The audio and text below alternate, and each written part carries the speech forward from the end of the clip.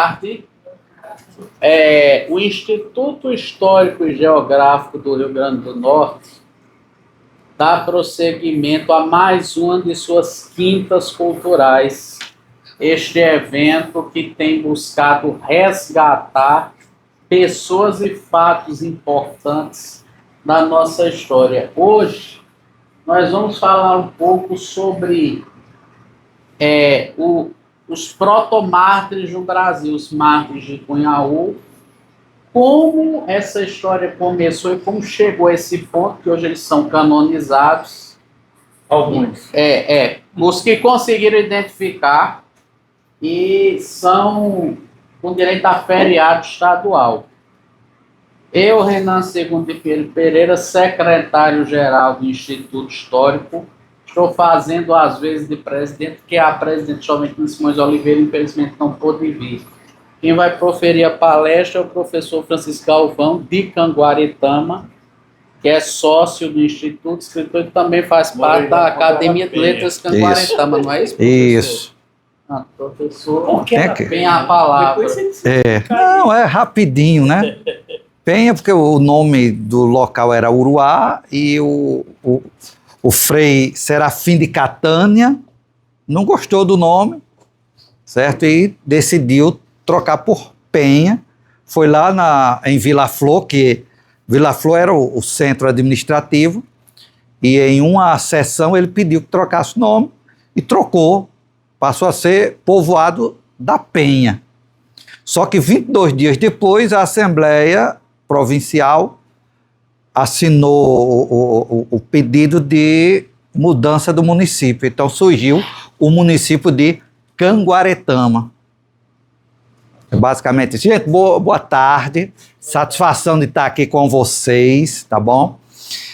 Feliz mesmo para falar desse assunto aqui. E me perdoe, é claro que hoje a gente não separa mais quando fala dos protomártires, né? Cunhaú e Uruaçu, eu até acho justo, né? Mas eu me refiro, certo, aos santos de Cunhaú, de como surgiu isso, né? Essa santidade dele, que surge primeiro no povo, né? Eu tento buscar isso.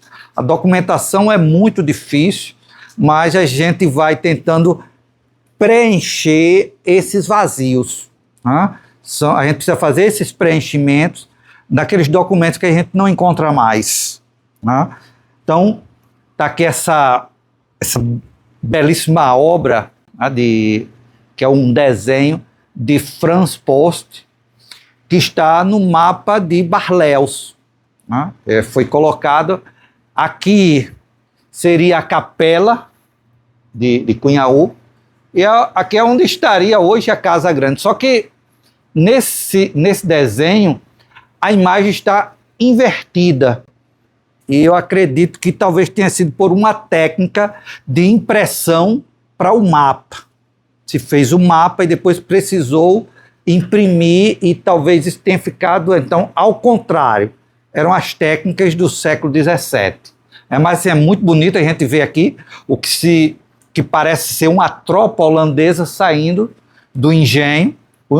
Está aqui a bandeira que era usada pelos batavos, ou dos holandeses, como queiram dizer, né, neerlandeses.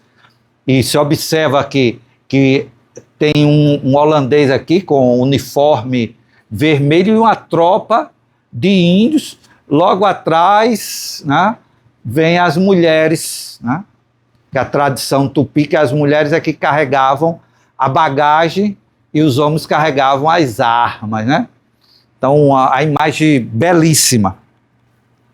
E do contexto histórico, é um contexto que eu acredito que todo mundo aqui saiba, mas o século XVII, o Brasil estava sob domínio ibérico, isso é pouco lembrado, a gente sempre lembra que foram os portugueses e tal, mas o Rio Grande do Norte nasceu, né, sobre o domínio espanhol, né? Natal foi fundado, né, em domínio espanhol, muito embora a gente tenha aqui a presença forte de alguém ligado aos portugueses, como foi Jerônimo de Albuquerque, mas assim, era Filipe da Espanha, né? Era uma época em que a Espanha estava com um domínio sobre Portugal. E aqui no Brasil a gente tinha, né, essa expansão que os holandeses estavam fazendo no Nordeste. Os holandeses dominaram essa região do Norte e Nordeste todo, né? Então, a partir da capitania de Sergipe até o Maranhão, esse litoral era domínio holandês. E o catolicismo, nessa época, tornou-se um símbolo de resistência contra o domínio estrangeiro. E a gente pode dizer que houve, na verdade, um transplante de conflitos entre protestantes e católicos que a Europa estava vivendo, passa para o Brasil, né? Esse conflito, ele vem junto, porque a Europa viveu esse conflito, né? E ainda vivia, certo? Então, inclusive, Portugal se sentiu muito prejudicado, porque Portugal e Holanda eram parceiros, eles eram parceiros. E, de repente, devido à Espanha, que passa a dominar, né? O rei da Espanha passa a ser também o rei de Portugal, essa parceria com os holandeses já foi quebrada. Então os holandeses tomam de vez o domínio aqui sobre o Nordeste açucareiro a partir de Sergipe, porque a Bahia estava fora disso aí. E aí o morticínio. No 16 de julho de 1645 acontece o chamado morticínio do Cunhaú, lá na capela de Nossa Senhora das Candeias. Nós ainda temos a imagem que estava lá. Hoje a imagem sacra mais antiga do Rio Grande do Norte está em Canguaretama, né? Uma imagem extremamente rara do século XVII, ainda está preservada em Canguaretama. Assim como também a gente tem o sino que era do Cunhaú, que eu vou voltar aqui, né? Se a gente observar esse sino aqui, olha, que não era na igreja, né? Tem um campanário improvisado aqui no lado de fora, que está o sino do Cunhaú, que hoje está na matriz de Canguaretama. Há uma discussão que estaria na capela de Santa Júlia, em João Pessoa. É algo discutível, mas algumas fontes deixam bem claro que esse sino estava em Canguaretama. Em 1945 foi levado para Mossoró, para o Congresso Paroquial em Mossoró, e depois volta a Canguaretama. Então, então o massacre em 1645, existem várias fontes, mas a que prosperou foi a morte de 69 pessoas durante a missa. Tá?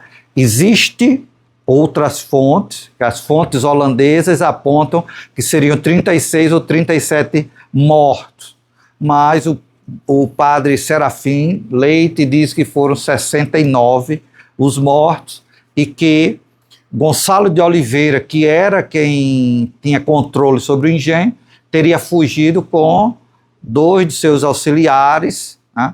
Foi quem teria escapado vivo desse massacre.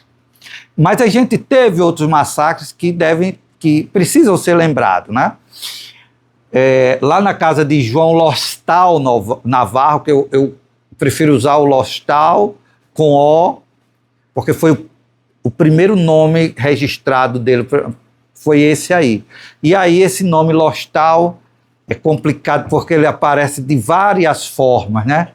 Lostal, Lostão, Loston, Alustal, né? Mas ele é uma figura que precisa ser mais estudada, é uma figura assim, uma figura incrível, certo? Então, eu considero que houve um ataque à casa dele, onde muita gente morreu também, e foi quando ele foi capturado, e ele era uma pessoa de extrema importância dentro da nossa capitania. Inclusive, por coincidência aqui, Dr. Carlos, que tem ascendência, né, com João Lostal Navarro, e eu também, né?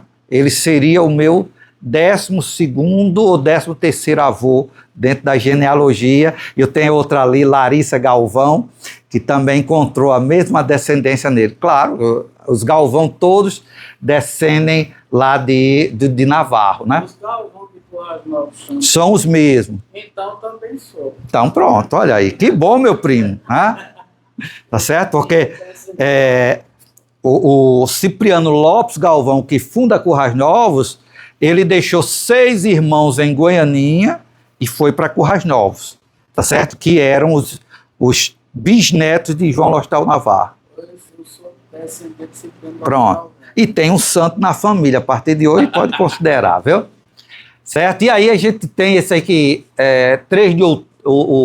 em setembro, foi o ataque à casa de João Lostal Navarro, e em outubro em Uruaçu, certo? Então, esses massacres, eles mostram bem a brutalidade da época, porque isso aí, a história do Rio Grande do Norte, se você quiser uma constante, é a violência. A nossa história, ela é recheada de violência. Eu acredito que a época que nós estamos vivendo de mais paz é atual. Mas, assim, é saindo de um conflito e entrando no outro, né? Primeiro foi para conquistar a terra e depois expulsar os franceses, depois vieram os holandeses, a gente teve que expulsou os holandeses, agora vamos matar os tapuias, né? Matou os tapuias, tá tudo, então vamos para a Guerra do Paraguai. Acabou a Guerra do Paraguai, vamos para a Primeira Guerra Mundial, vamos para as secas, as fomes, aí vem a Segunda Guerra Mundial, vem a Revolução de 30, né? Vem os conflitos de 1935, e assim, o momento mais violento que a gente tem, assim, mais próximo, foi o tempo de Aloísio, né? Que foi também que separou família. Então, é uma constante a violência na história do Rio Grande do Norte. Tá? E aí a gente tem a documentação, não é clara, a documentação é difícil, certo? E a gente tem que imaginar como é que nasceu esse culto aos mártires. Como é que nasceu isso? Como é que as pessoas começaram a dizer esse povo é santo? Não é? Surge de onde? Primeiro, do contexto, daquele contexto de guerra. Chamá-los de santos era dizer, ei, fique do nosso lado. Né? E as cartas entre o Poti, o índio Poti, com o Felipe Camarão, é bem claro isso. Né? Certo? A gente percebe isso. Eu trouxe até aqui um livro de Manuel Onofre Júnior, né? Que é o quê? O diabo na guerra holandesa, né? Certo? Que mostra isso, você mostra, olha, o outro é do diabo e tal, e nós somos santos. Daí surge essa santidade.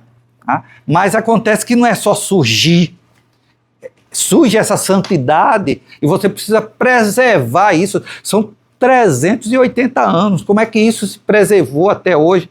Quantos santos podem ter surgido e podem ter desaparecido, né, de lá para cá? Então essa coisa é muito interessante mesmo. Então, assim, aí eu coloco essas 3 figuras aqui, que é Joris Gastman, Jacó Rabi e João Lostal Navarro.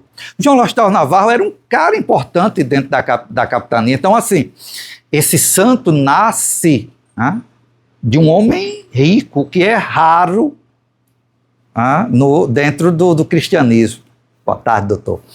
Dentro do cristianismo, a gente vê os santos, essa coisa da pobreza, da simplicidade. Este era um homem rico. Era um dos homens mais ricos da capitania. As primeiras salinas foram dele, por incrível que pareça, né? Que alguém acha que as primeiras salinas foram em Mossoró. Não, foram aqui, nesse litoral sul do Rio Grande do Norte. Para quê? Para João Lostal Navarro secar e salgar o peixe para mandar para Pernambuco. E lá nos pedidos de César Maria está bem claro que ele pedia para fazer criação de peixe, para fazer salina, que era o que ele fazia. Então, esse litoral sul é muito rico nisso. Né? E foi um cara, porque o João Lostal Navarro, a filha dele, há controvérsia, mas a filha dele teria casado com Joris Gastman, que era um holandês. Né? Diretor da Fortaleza. Exatamente, era o cara que mandava na força policial, na força militar. Né? Um holandês. E casa-se com uma brasileira, né? Que diz português, mas uma brasileira. Ela estava aqui, claro, cidadania portuguesa. E o Jacó Rabi no meio. Por quê? Porque o Jacó Rabi foi responsável pela morte de João Lostal Navarro. E o Joris Gastman manda matar Jacó Rabi. Ou seja, o próprio holandês, né? O próprio holandês ele não gostou disso. Ele mesmo disse, não, eu vou... Assim, a gente já percebe ali que havia algo. Né? Então, imagine... quem era o povo ligado aos portugueses, ligado aos católicos aqui, que devem realmente ter visto João Lostal Navarro como um herói, ou os mortos daquela época como um herói. A capitania ficou arrasada, acho que a população foi quase toda morta, né? Escapou pouca gente, né? Foi muita gente morta naquele período, que a gente não sabe nem dos registros de todos, né? Porque a gente tem esses registros aqui de Cunhaú e de Uruaçu, que são os mais claros. De Cunhaú, inclusive lá só tem 2 mártires, porque morreram 69, mas a gente não consegue identificar todos. Em Uruaçu, né, a gente tem mais gente, são 28 que foram beatificados e canonizados, mas tem alguns que a gente não sabe o nome. Né, os amigos de João Martins, a filha né, que a gente não conseguiu encontrar o nome. Né? Como a gente tem quase certeza que a esposa de Gonçalo de Oliveira estava na missa, a gente tem quase certeza que o irmão do padre André de Soveral, Manuel de Soveral, estava na missa, mas não aparece o nome dele, a gente não pode. Não vai santificar uma pessoa por imaginação. Né? Então, é muito interessante isso. Então, a gente já percebe aqui que havia um certo culto, um certo endeusamento, nem que seja apenas como heróis. Né? O João Lostal Navarro, ele já aparece aí como um herói. Ou seja, alguém quis vingar a morte dele. Né? E aí, passando essa parte que é muito difícil, mas a gente tem também dessa época algumas aparições. A própria esposa de Joris Gastman disse que ouviu música, ela estava no Forte dos Reis Magos. Ela ouviu música e disse ter visto luzes vinda da região de Uruaçu, onde aconteceu o massacre de Uruaçu, que ela não sabia que era lá, né? Ela não sabia o que estava acontecendo. O pai dela foi para lá, mas ela não sabia para quê. Tá? Mas ela disse ter visto luzes e músicas vindo do local. Existe também relatos de que uma criança teria dito, olha, não se preocupe, porque nada de mal vai acontecer, e se criou várias coisas. Então, eu acredito que desde aquela época, essas pessoas já eram cultuadas como santos. A coisa tomou um novo vulto com a chegada dos carmelitas. Os carmelitas vêm especialmente para Vila Flor, e são os mesmos carmelitas que estão na Paraíba, lá em Baía da Traição. Até hoje, Baía da Traição é muito forte, que tem várias tribos indígenas lá, né? Eles vieram para cá para catequizar os índios em Gramació, que é a atual Vila Flor, e fazem o aldeamento de Gramació. E aí é a grande coincidência. Por quê? Nossa Senhora do Carmo é cultuada no dia 16 de julho. O dia 16 de julho é o dia que aconteceu o martírio de Cunhaú. E os carmelitas, por coincidência, vêm para Vila Flor. E, claro, 50 anos depois, quando eles chegam aqui, porque eles chegam por volta de 1700 para fazer o aldeamento em Vila Flor, a gente vai pensar o quê? Poxa, no dia da padroeira dele, da patrona deles, né? Que é a Nossa Senhora do Carmelo, né? Nossa Senhora do Carmo, que é que tem o escapulário, eles usam o escapulário.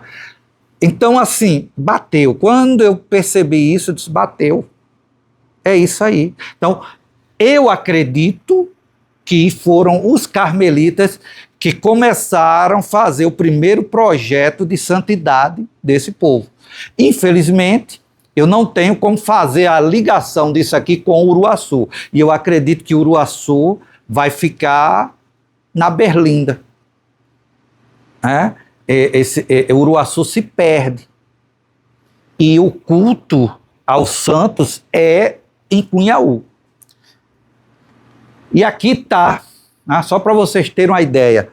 Eles chegaram 50 anos depois do massacre, e 50 anos depois que eles chegaram, está aí. Isso aqui é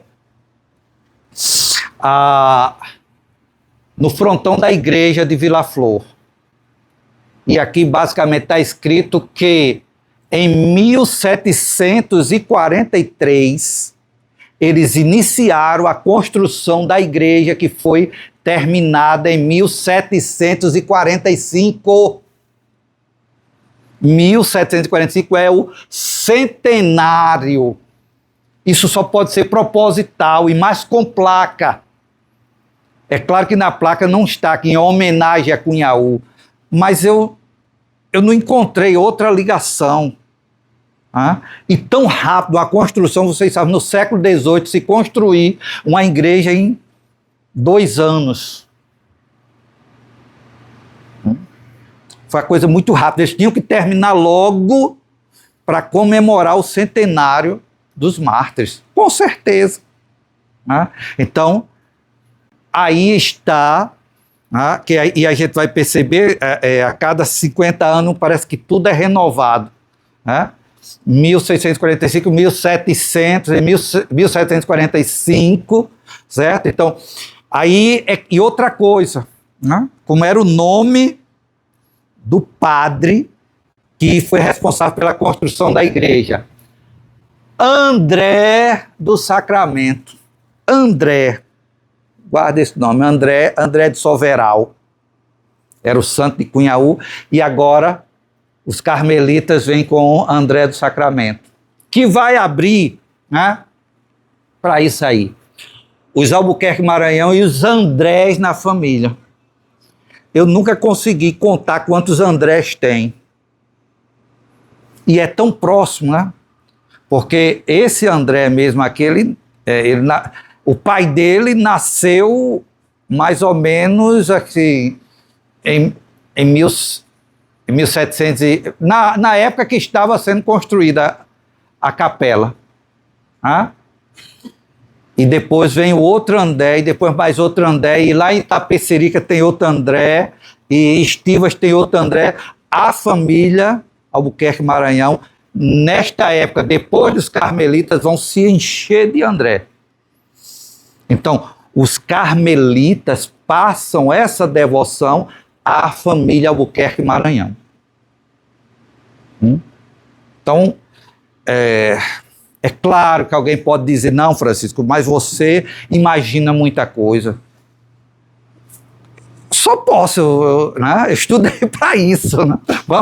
Mas convenhamos, que essa é a trilha mais provável deste culto aos mártires de Cunhaú ter sobrevivido tanto tempo.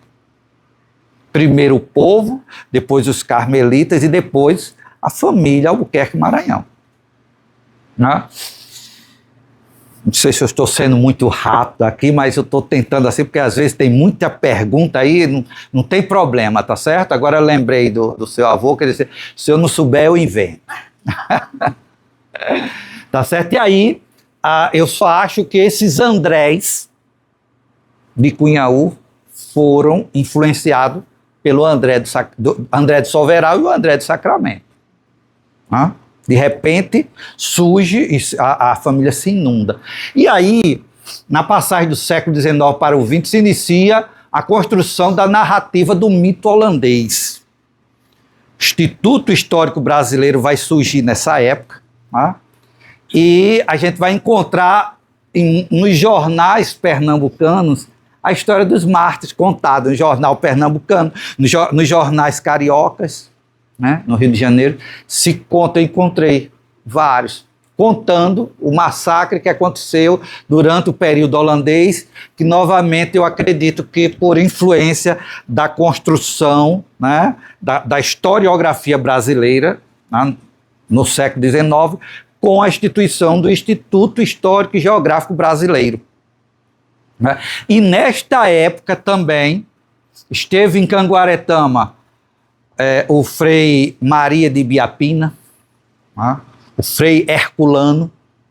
Esses famosos do Nordeste estiveram e provavelmente fizeram pregação em Cunhaú. Eu digo provavelmente porque aí já fica mais difícil, mas a gente tem o próprio Frei Serafim de Catanha, foi íntimo de Dendé Arcoverde, dono de Cunhaú. Foi íntimo. Teria sido ele que teria feito Dendé Arcoverde se arrepender dos seus pecados e tal, que eu... não quanto a isso, não quanto à sua pregação, mas eu não acho que o Dendé Arcoverde tenha sido esse homem tão cruel quanto se diz, né? Que é algo que a gente precisa ver mais, que eu acredito que se criou uma imagem sobre Dendé Arcoverde, que foi o dono de Cunhaú, de homem cruel, feito por seus opositores políticos, que levaram inclusive a ele cometer suicídio. Então, os jornais da época se falava muito sobre isso, entre outras coisas, mas a gente vai encontrar. Claro, assim, você vai encontrar um jornal que fez, ao longo de 50 anos, você vai encontrar uma ou duas, mas se falou, né, sobre a narrativa do massacre de Cunhaú. E isso é muito importante. Além desses pregadores que estiveram nessa região, o Frei Herculano, por exemplo, foi quem fez o frontão do cemitério de Areis, ali vizinho. Né? O Serafim de Catanha esteve em Cunhaú e dizem que ele, junto com o Frei Maria de Ibiapina, o padre Maria de Ibiapina, teria construído a igreja de Canguaretama. E ele também esteve presente, onde tem Nossa Senhora da Conceição, eles também estiveram presentes em Ceará-Mirim, em Macau, construindo as matrizes desses outros lugares. Né? E aqui, no século XX, a intelectualidade potiguar, guiada por Cascudo, assume o Cunhaú. Né? Cascudo era fã dos Albuquerque Maranhão. Pode ler a obra que você vai perceber. O cara era fã, entendeu? Era fã da família. Me pergunto por quê, não sei, mas eu acho isso. Né? Ele endeusava a família Albuquerque Maranhão de verdade e escreveu muita coisa, né, sobre a família Albuquerque Maranhão. Alguém reclama que ele não colocou as fontes e tal, mas escreveu, cara, né? Porque eu escutei as mesmas histórias que Cascudo escreveu. Eu visitei a família Padre lá no Cunhaú, no Cunhaú não, no Outeiro, que é um vizinho, e me contaram a mesma história. Né? Inclusive o seu Luiz morreu com 103 anos, ele dizia que Cascudo tinha ido lá escutar as irmãs dele contar essas histórias. E ele me contou as histórias tudinho. Claro que já não era a mesma história que as irmãs contaram, né? Que era a família Padre, que eram os filhos do mestre Padre, que era um negro que veio de Pernambuco com o padre Ibiapina para fazer a igreja. O padre Ibiapina foi embora e ele ficou fazendo com os outros, e era o cara que trazia o dinheiro para pagar aos operários. Né?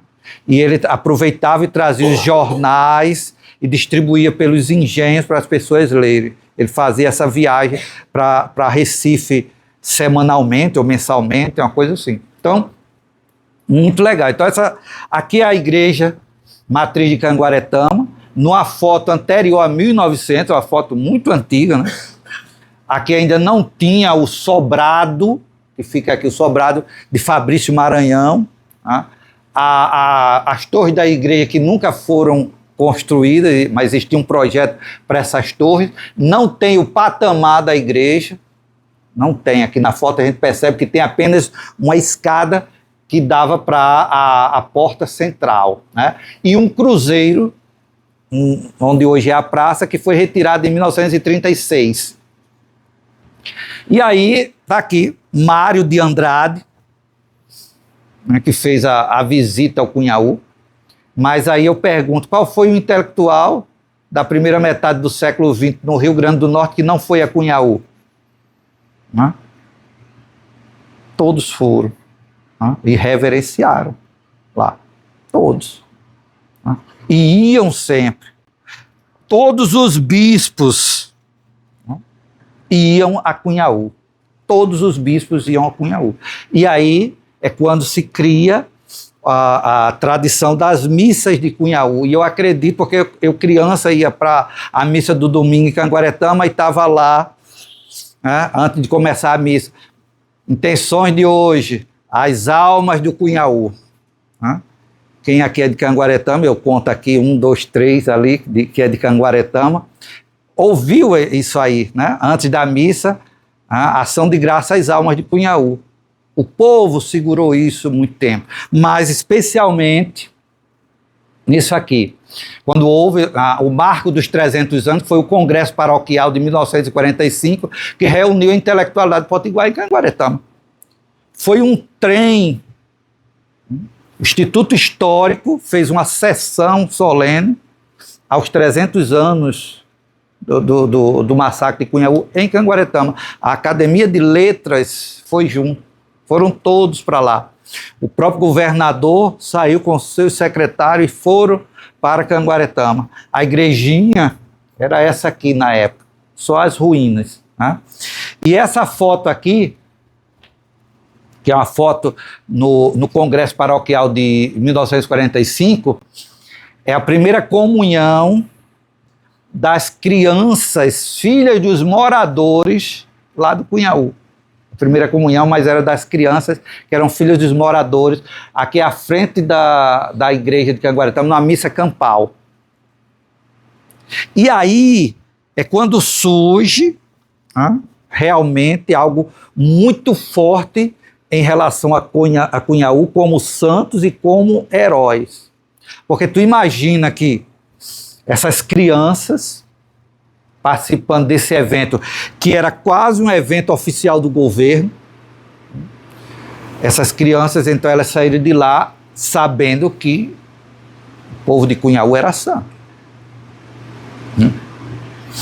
E, novamente, fortalece a ideia dos santos de Cunhaú, que nasce lá numa guerra, 300 anos atrás disso aí. E vem todo um processo que vai descambar em 1986 com a ideia que surgiu de restaurar toda a igreja, e foi feita a Fundação José Augusto, né? Valério Mesquita à frente, o IFAM, fizeram então a restauração da igreja de Cunhaú.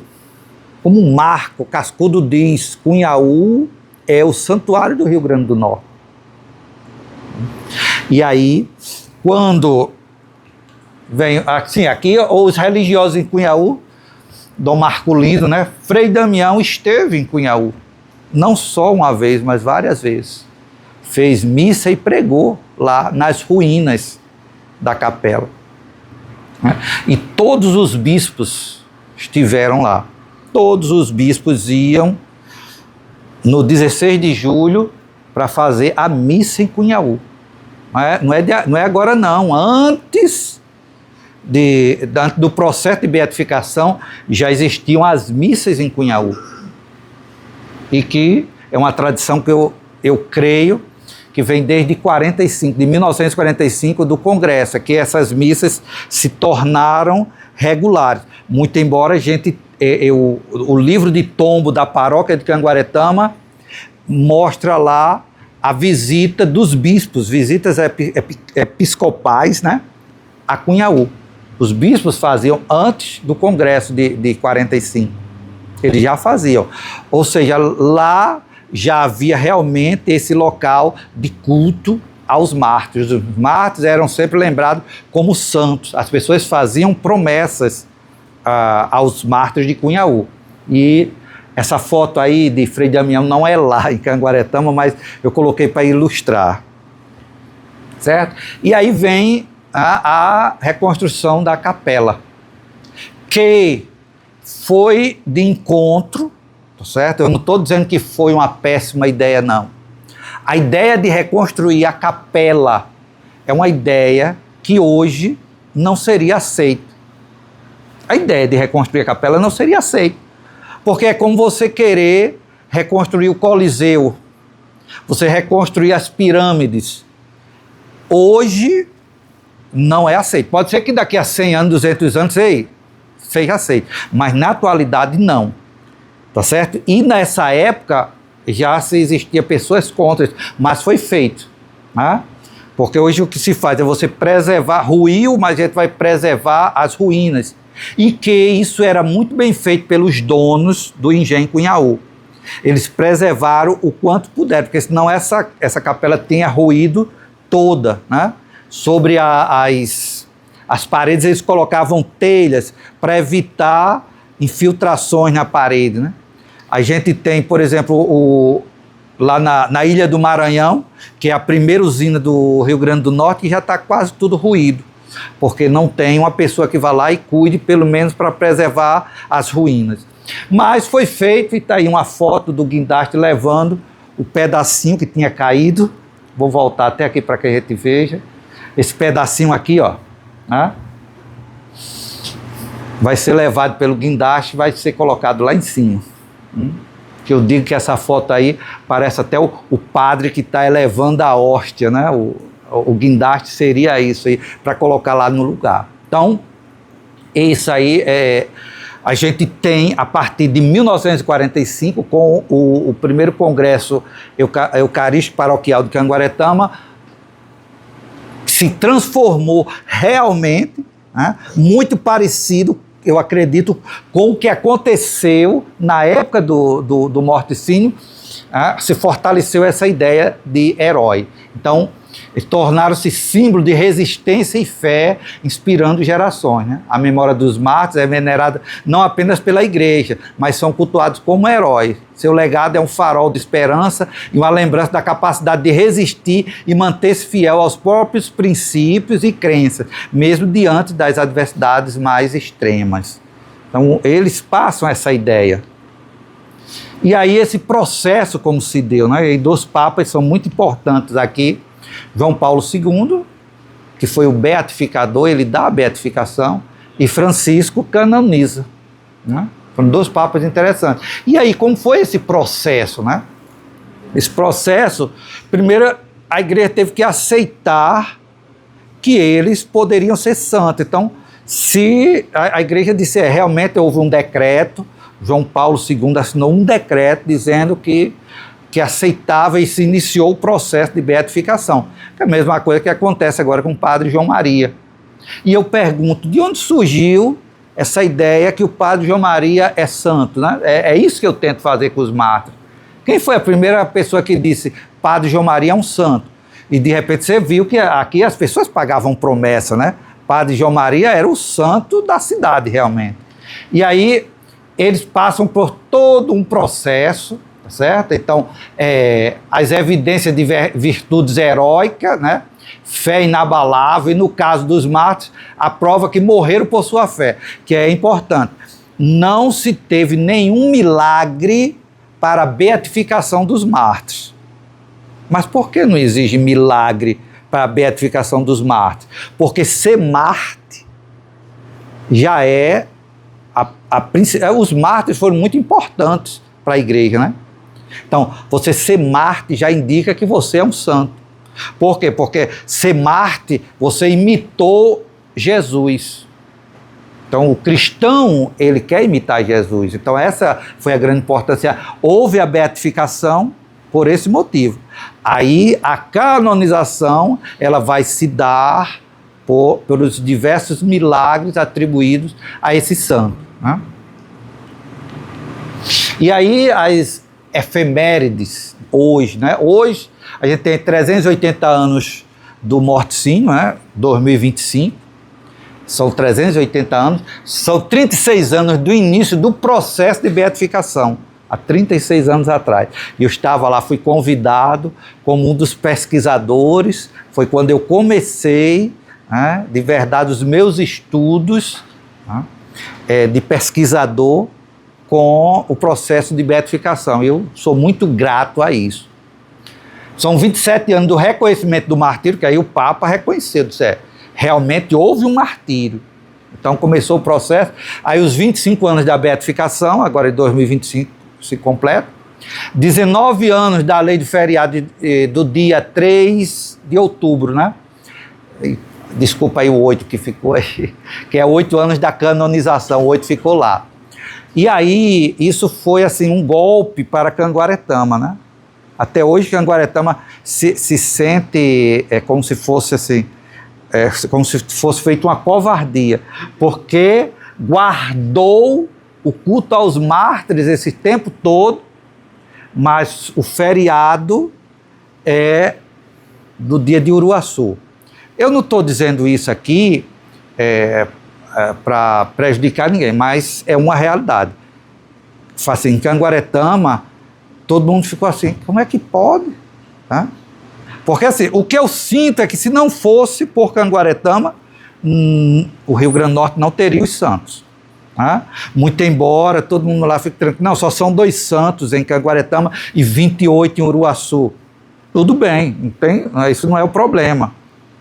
Mas eles ficaram, realmente, a cidade ficou triste, assim, a cidade ficou abalada quando soube que seria a data, né, do feriado. Inclusive prejudica mais, porque houve agora, dia 16 de julho, houve lá a festa dos mártires, tem a missa numa quarta-feira, mas assim, por não ser feriado, prejudica. Lá tinha 5.000 pessoas, mas a gente sabe, se fosse um feriado, seria muito mais, né? E assim, é preciso entender, né, que agora vamos mudar, ou não, a Canguaretama não sente isso de agora fazer uma guerra ou tentar encontrar culpados, porque está feito, né? Que as coisas são feitas e refeitas, isso aí não é problema, mas é muito interessante isso, e fazem 19 anos, acho que a governadora era a Dona Vilma, né, e fez isso, e temos 8 anos da canonização. E aqui essa foto que eu acho muito linda, né, da capela atualmente, uma foto muito bonita aí do engenho, né, e dos prédios ao redor da capela. E os santos mártires de Cunhaú e Uruaçu ensinam sobre a importância da fé, da resistência e convivência pacífica. Que é o que a gente tem que pensar hoje para os mártires. Qual é hoje a principal, vamos dizer, mensagem que os mártires trazem para nós? Eu, por exemplo, sou torcedor do América e meu irmão é torcedor do ABC. Mas será que eu não posso assistir o jogo ABC e América ao lado do meu irmão? Será que eu não posso ter em casa uma pessoa que não vota no meu partido, eu tenho que brigar com ele? Quer dizer, se naquela época brasileiros e holandeses, será que não entendiam que dava para todo mundo viver debaixo desse céu? Será que a gente tem que se matar? Então é essa que eu acho a grande mensagem que o Cunhaú traz para nós, que a gente não precisa matar o outro para conviver. Será que eu tenho que matar quem não tem as mesmas convicções políticas que eu tenho? Que não tem as mesmas escolhas sexuais ou, sei lá, ou artísticas, né? Porque eu gosto de forró e o cara gosta de reggae, então eu não gosto de você. Então, o Cunhaú traz isso. Dizer que nós podemos conviver com as diferenças, né? E quantos de nós aqui somos uns diferentes dos outros e podemos continuar vivendo juntos, né? Então, essas diferenças são as maiores riquezas que nós temos. Isso é provado pela ciência, né? Que quando tudo é igual, né? A plantação de cana é toda igualzinha, são todas gêmeas. Se der uma doença que mate uma cana, mata todas as outras, né? O diferente é que é bom, o híbrido. Então é por isso que o brasileiro é tão rico, porque nós somos uma mistura de todo mundo. E deixo para vocês agora esse encerramento. Por favor, Renan. O Carlos Gomes queria depois fazer uma pergunta. E depois o senhor... Agora é o bombardeio, viu? Essas palestras começam a rearrumar a minha memória. Obrigado. Não sou de Canguaretama, mas morei lá. Não tenho absoluta certeza, mas papai era juiz de direito. Me lembro bem de Anchico, me lembro de Canguaretama, claro, mas no ano. Eu me lembro de um congresso eucarístico. E tenho dele um documento que eu vou procurar para entregar ao Instituto, porque para mim, quer dizer, é importante, mas eu prefiro que o Instituto. É uma fotografia de uma missa solene, onde estavam todas as autoridades. Eles já estão com um pouco de arranhões, mas que pode ser recuperado. Mas eu tenho um botão da igreja, exatamente essa fotografia da da ruína. Sim. Eu tenho uma fotografia muito bonita do botão e muito bem feito, de qualidade, que ele nunca se estragou. Meu problema agora é rearrumar para poder como tem.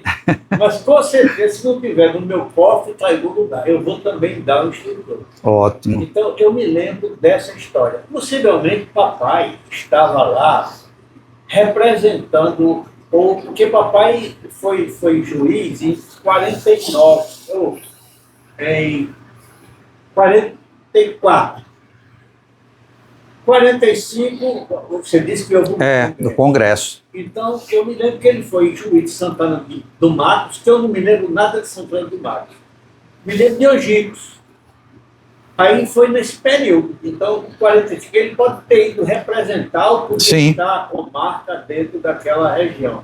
Mas eu me lembro que papai foi ao Congresso e que eu fui. E que eu conhecia as ruínas. Eu me lembro. Olha aí. Como era importante, as pessoas iam visitar as ruínas. Agora, eu não me lembro que era tão longe assim, não, porque isso fica dentro de um sítio. Né? Na verdade, fica a 5 quilômetros do centro. Eu me lembro que eu fui com a meninada lá e vi, assisti. Agora, eu não tenho essa lembrança total.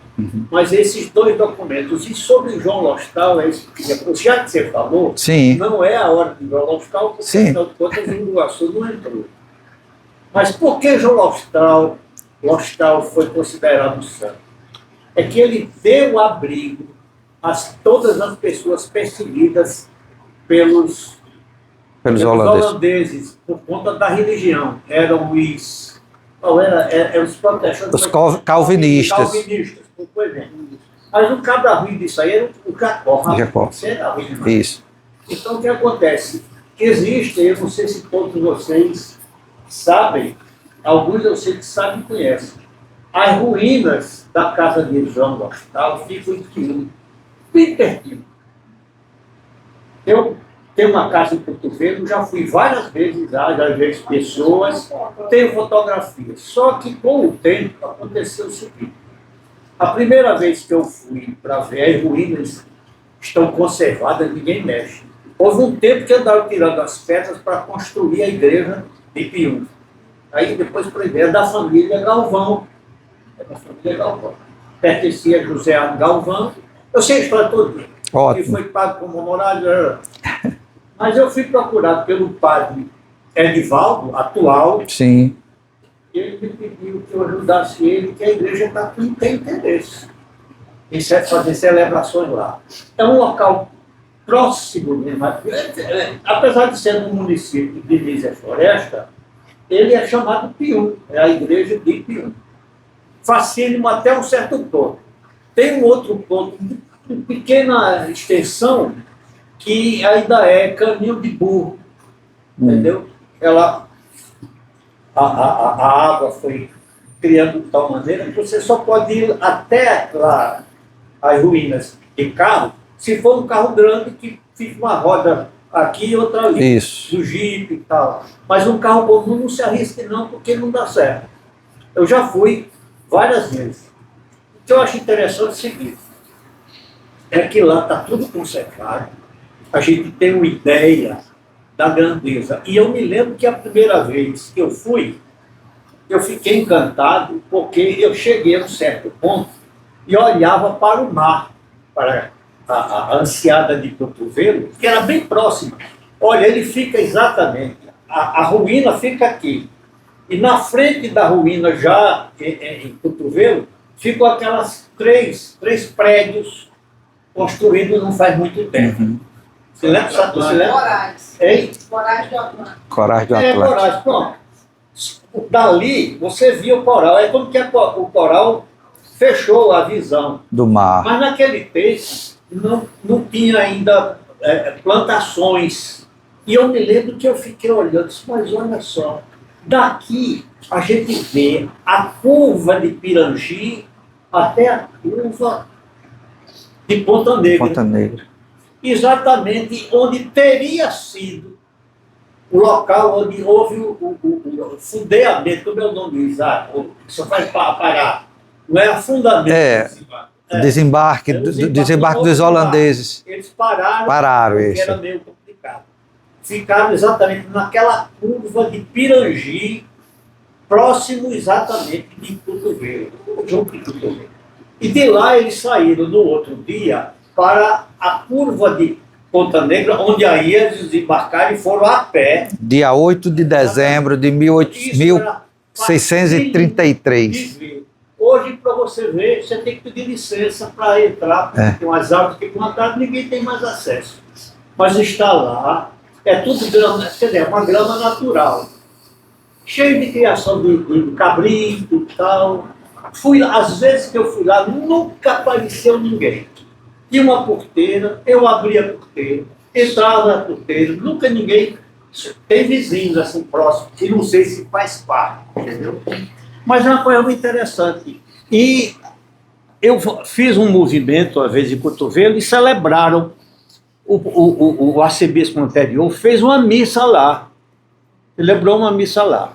E é uma coisa que eu luto muito para ver se a gente consegue recuperar o caminho da parte calçada até as ruínas, que é pouca coisa. Porque do jeito que está, o povo tem medo de ir lá. Então é uma coisa que é interessante. Está lá o retrato, a história viva das ruínas. Professor José Rodrigues. Primeiro agradecer o prazer de ouvir uma palestra tão enriquecedora. Obrigado. Parabéns, professor. Só assim, algumas coisas, porque é muita coisa, né? E eu sou uma pessoa também que gosto muito de estudar esse tema.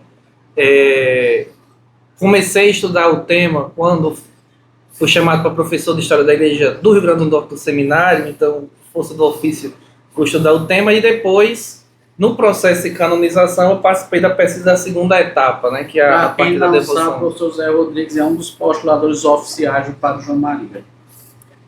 Trabalho também nesse processo. E aí chamou a atenção algumas coisas, por exemplo, da restauração da Capela Cunhaú, concordo com o senhor, mas temos que lembrar que ainda hoje não é uma questão acertada com quem trabalha com patrimônio, se deve reconstruir, que não sei bem reconstruir, ou não, né? Porque há controvérsias. Em Roma nada se faz com o Coliseu, mas já a Acrópole está sendo reerguida em Atenas, né? A lei dos processos de restauração é que a parte acrescentada seja visível, que também eles tentaram fazer em Cunhaú. Se vê que a parte que foi erguida, ela é destacada, e a parte que foi reconstruída, ela é visivelmente destacada da outra, dando para saber mais ou menos o que é original e o que é o acréscimo, né? E se faz muito isso quando se tem partes de ruína ao chão, paredes inteiras, né? Então, para dizer essa polêmica, né, isso, que realmente... Não, aí vai continuar a polêmica. Vai continuar a polêmica. Há restauradores que acham que não. não. A ruína tem que ficar no chão. Outros dizem, não, se você define o que é ruína e o que não é ruína, você pode colocar de pé para que a parte caída volte ao seu lugar original, né? Já os restauradores ficam morrendo de raiva, porque não pode restaurar. Ou faz um museu em cima, né? Ou faz uma cobertura em cima. Então é uma discussão muito longa, realmente. sobre o dia da festa, o porquê, tentando trazer uma colaboração. A decisão do Monsenhor Assis, que foi ele que indica 3 de outubro como festa litúrgica, eu acho que o feriado veio na esteira da festa litúrgica, se deu muito, tanto pela questão dos relatos de Uruaçu serem mais robustos no processo que os relatos de Cunhaú, De certeza. porque aí já a minha visão, historiador do fato, Uruaçu, eu sei que aí terá crítica, mas Uruaçu no século XVII era mais importante que Cunhaú. É muito claro que tinha mais destaque ao que aconteceu em Uruaçu no século XVII do que o que aconteceu em Cunhaú. Tanto que a primeira crônica de Uruaçu foi feita 28 dias depois. A primeira crônica de Cunhaú é mais de um ano depois. Mais de um ano. O número Perfeito. de cronistas de Uruaçu é mais que o dobro de Cunhaú. Então, na Guerra de Restauração do Recife, como propaganda, Uruaçu foi muito mais usado, até porque as pessoas mortas em Uruaçu eram os principais de Natal conhecidos no Recife, conhecidos pelos comandantes. Já no século XVIII, e aí no século XIX mais que isso, Cunhaú realmente foi o centro da devoção e Uruaçu foi esquecida. Isso também muito se deve a Cunhaú, ao meu ver, ter um espaço visível de devoção que é as manhãs da capela, o que o Uruaçu não tem. O monumento só foi feito com a beatificação. E até hoje o local é... Um local que não é aquele, é nas proximidades daquele local. Eu achei interessantíssimo, revendo os documentos do processo de beatificação, que o Monsenhor Assis chega a pedir à Polícia Federal que faça uma busca de ossadas na área, tentando encontrar alguma relíquia. Infelizmente não encontraram nada. Porque também a área é muito grande, uma área de maré, e aí a minha visão é que a maré, com certeza, já levou esses restos mortais. E aí o dia 3, além disso, não coincide, e é uma coisa até que o senhor colocou, com o dia de Nossa Senhora do Carmo, que é uma memória. Então, o Monsenhor Assis, para preservar a memória dos mártires, que se torna uma memória nacional, hoje é a nível de Brasil, a memória dos protomates é uma festa dentro da liturgia. A gente sabe que existe uma hierarquia na Igreja Católica de memória facultativa, memória, festa e solenidade. No Brasil, o dia 3 de outubro é uma festa dos protomártires. Então foi estratégico do Monsenhor Assis não colocar no dia Nossa Senhora do Carmo, porque os mártires continuariam sempre na sombra da Nossa Senhora do Carmo. Agora no Recife não se celebraria os mártires, se celebraria Nossa Senhora do Carmo. Então ele optou entre as duas datas de maneira estratégica pelo dia 3. Eu acho que o feriado foi muito a reboque dessa escolha da Igreja Católica pelo dia 3 e não pelo dia 16, uma lembrança, acho que o senhor muito bem sabe, mas até para lembrar a plateia, ao público, que também não há milagre na canonização. Não há milagre em nenhum dos dois processos. O que é quase único. Há poucos... na atualidade... Há poucos casos, 3 ou 4 casos similares, que não houve processo nem na milagre, nem na beatificação, que é mais comum no caso de mártires, é a praxis do dicastério para a causa dos santos, mas na canonização não. E aí tem uma história muito bonita. A canonização dos mártires de Cunhaú do Uruaçu é uma ordem expressa do Papa Francisco. Por isso que ela acontece sem milagre. O processo de canonização dos mártires foi feito em 6 meses, que também é um recorde com um postulador nomeado pelo Papa Francisco e pago pelo dicastério. Quem sustentou a causa de beatificação foi a Arquidiocese de Natal. Quem sustentou a causa de canonização foi o próprio Papa. Porque o cardeal, agora fugiu o nome do cardeal do emérito do Santo de São Paulo, o cardeal Umis, amigo do Papa Francisco, que esteve ao lado dele na eleição, inclusive foi o Umis que deu a ideia de ser Francisco, e soprou, não disse o nome, mas assim, lembre-se dos pobres, em nome disso eu escolhi Francisco. O cardeal Umis, em reunião com o Papa Francisco, disse, o Papa disse, eu queria muito que a América Latina tivesse mártires, porque os mártires são semente da igreja. E a América Latina precisa dessa base. Então, sou muito interessado nesses processos antigos da América Latina. Eu quero dizer, no Brasil, existe mártires, e esses mártires são não só clérigos, mas são clérigos e leigos, homens e mulheres, pobres e ricos, crianças e velhos. porque há todas as faixas etárias, todas as faixas sociais, né? E todas as faixas dentro da igreja, tanto clérigos como leigos, entre os 30 mártires. O Papa se encantou com isso. Então é isso que eu quero como imagem para a igreja. E aí ele decretou que o processo desse celeridade e pulasse a etapa do milagre. Então não há milagres comprovados nem para a beatificação, nem para... Eu acho isso muito interessante, né? Talvez um milagre dos mártires seja o cardeal Gomes ter lido esse livro de Monsenhor Assis, ter chegado na mão dele e ele ter tido a oportunidade de estar naquela reunião e ter aquela conversa, né? São coisas interessantes da história. Aí eu tenho uma pergunta, porque eu gosto muito dos relatos sobre Cunhaú, os de Diogo Lopes Santiago, são os mais antigos, os mais ricos, e é inclusive Diogo Lopes Santiago que coloca na cena do martírio, além do Padre André de Silveral, o Domingos de Carvalho. Né? Se não fosse essa crônica de Diogo Lopes Santiago, a gente não saberia da existência de Domingos de Carvalho.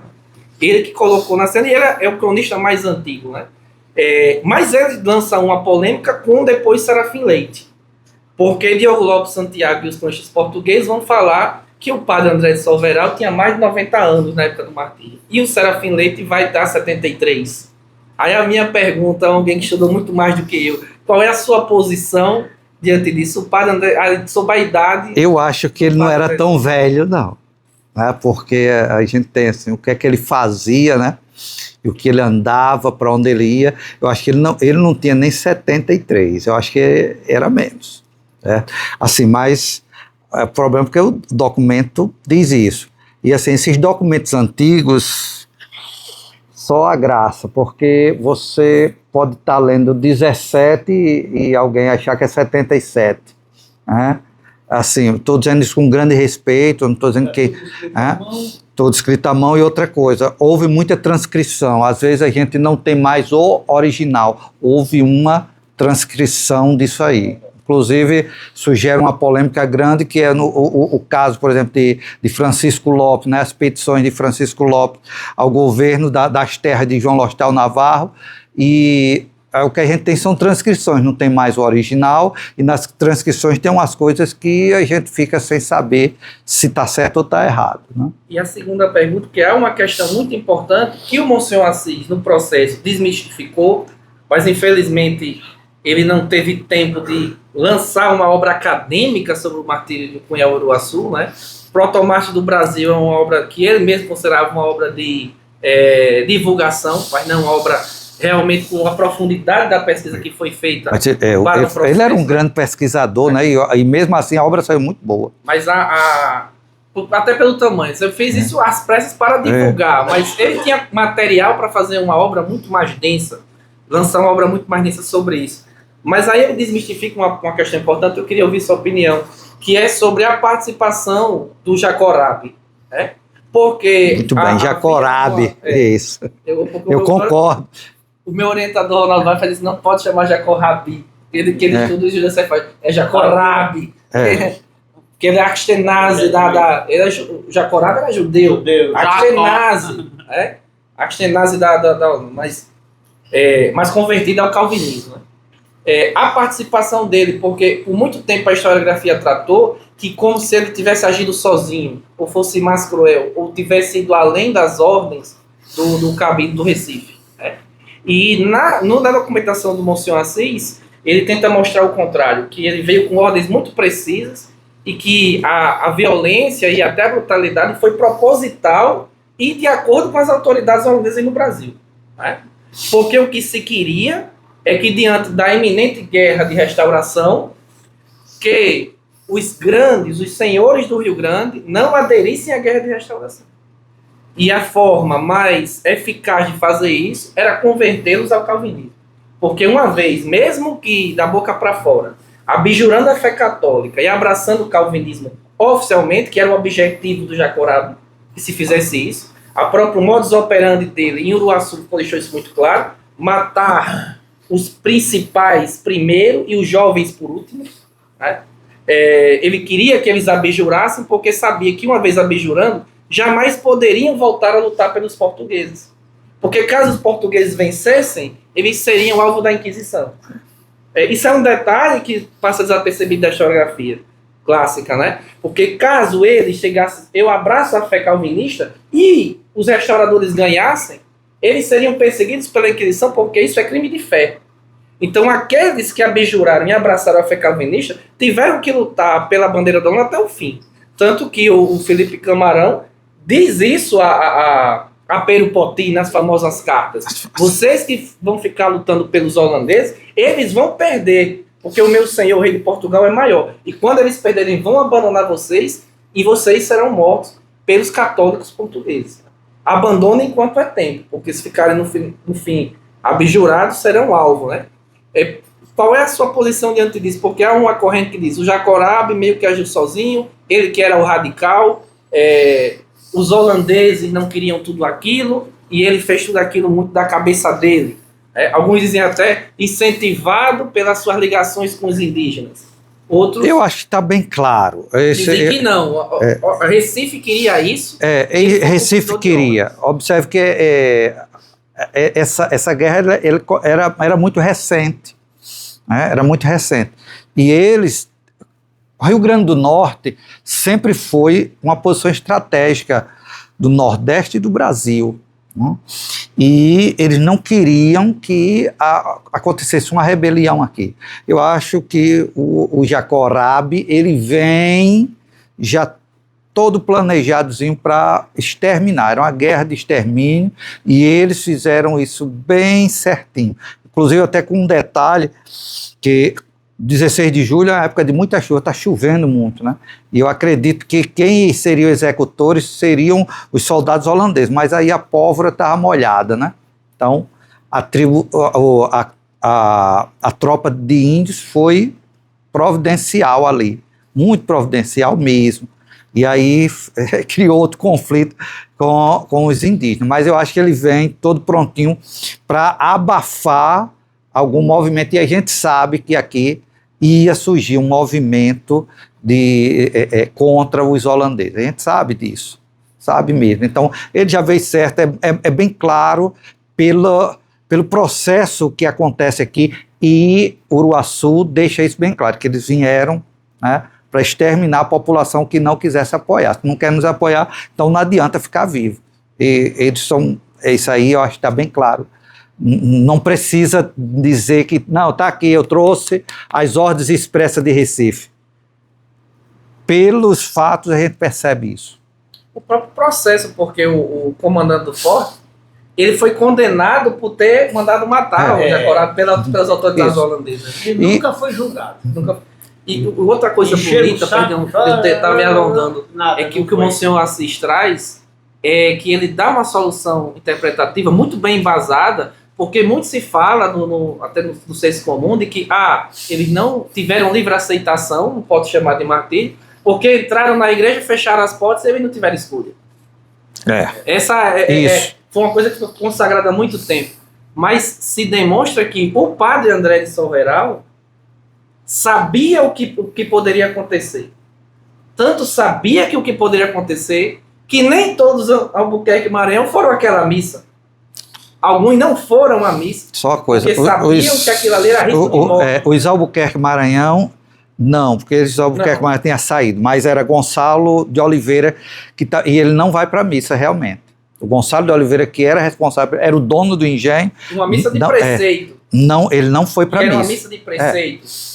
Ele não foi para a missa. Sabiam-se sim, e o padre André sabia que aquela missa era risco de morte. E foi celebrar em nome do preceito. E era tão certo que ia haver esse massacre que o Raben tirou João Lostal da prisão da Fortaleza do Remago e levou para lá. Ele foi tirado de lá e levou para lá, quer dizer... Em Uruaçu. Em Uruaçu. Era o momento de botar ele no meio para matar também. Olha a hora, viu? Tá certo. Só a última coisa. Sim. João Lostal é copadroeiro de Piúma, da igreja de Sim, do distrito de Piúma. Só vou passar para André e depois só essas duas, porque já está no final. Aí é com ele aqui, viu as perguntas. O açúcar, você vai ter que fazer o resto. O resto. Eu vou fazer com ele. Sim. Gostaria me responder, se alguém sabe falar, a causa do massacre do Cunhaú. Por que que os índios são sempre, né, os piores e os tapuias e os índios daquela época, principalmente os potiguaras, eles não eram índios violentos. Então, assim, a minha pergunta que não quer calar é por que é muito fácil colocar um massacre, colocar os índios, se fossem os negros, os escravos, tá entendendo? E por quê? Eles já chegaram matando, porque a história que conta é que o André de Silveira, o padre, né, arrancou até o coração dele. Nós foi Mateus Moreira em Uruaçu, e assim, 3 meses deixa eu depois. só concluir, por favor. Aí o que é que acontece? Estava falando sobre André de É Silveira. tanta coisa, né? É. Assim, enfim, Mas eu entendi. É muito eu rico. sou pesquisadora e sou turismóloga, porque eu fiz essa questão. Eu sou a defensora dos Tá bom. Olha, Eu os... acho que, como o senhor falou também, Canguaretama, em relação ao Iguaçu, na minha opinião, certo? Eu não estou aqui, pelo amor de Deus. É bem mais importante, até pela questão da cidade, a história em si e de ser mais antiga, porque ali em Cunhaú era o engenho São mais Gonçalo. antigo, né? Na região e o mais rico da cidade na época, né? Então ali vinham muitas riquezas da região. É uma história polêmica da gente se falar assim, e seria até interessante, eu não sei se o Instituto Histórico poderia em outro momento fazer uma reunião dessa, e chamar até algum deputado, algum político, embora, assim, não sei se pode envolver essas pessoas, mas a gente não vive tem essas pessoas para a lei de hoje em dia e certas coisas. Que aí eu puxo vários assuntos, até de André de Albuquerque e Jerônimo, porque, na minha opinião, eles eram heróis, entendeu? Que era para ter até em Canguaretama, o próprio André de Albuquerque, ter até um busto dele lá, algo desse tipo. Aí eu fico me perguntando, nada contra a religião, nada contra, eu sou católica também, mas por que o padre André de Silveira? E a história é bem contraditória, porque na própria igreja que eu fui pesquisar, a receita mais nova que fizeram, sem ser a do Cunhaú, a primeira, né? A segunda que fizeram agora. Tem várias cruzes lá, eu acho que o senhor já viu. Viu as cruzes? É lá no santuário. Sabe por que aquelas cruzes? São as 30 cruzes dos protomártires. Mas assim, o certo, dizem que foi morto 70 pessoas ali, depois 68, depois 60, mas enfim, até pelo tamanho da igreja é bem pequena, né? É muitas coisas que ficam no ar, e é muito importante uma reunião dessa para nós pesquisadores, para historiadores, professores, enfim, se unir e quem sabe, né, conseguir algo bem melhor. Isso. E provar que a nossa cultura está viva cada dia ali e resgatar essa cultura, porque é muito importante para o nosso Rio-Grande, para o Brasil e para o mundo, porque a gente não tem sem cultura, então agora não merece, né? E assim, e hoje, como o senhor sabe, os senhores sabem, por que não é feriado nacional ou feriado só em Uruaçu, né, também? E não em Canguaretama, né?